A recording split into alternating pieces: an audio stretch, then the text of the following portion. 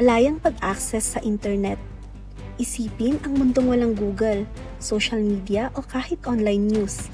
Sa North Korea, mahigpit na kinokontrol ng pamahalaan ang access sa pandaigdigang internet. May access lamang ang mga mamamayan sa isang panloob na network na lubhang sinusuri at sinisensor. Mahigpit na ipinagbabawal ang pagkonekta sa labas ng bansa. Natatakot ang pamahalaan na kumalat ang impormasyon na maaaring maghamon sa kanilang kapangyarihan. Media mula sa South Korea.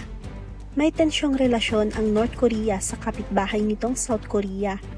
Dahil dito, ipinagbabawal ang lahat ng uri ng media mula sa South Korea, kabilang ang mga pelikula, musika at palabas sa telebisyon.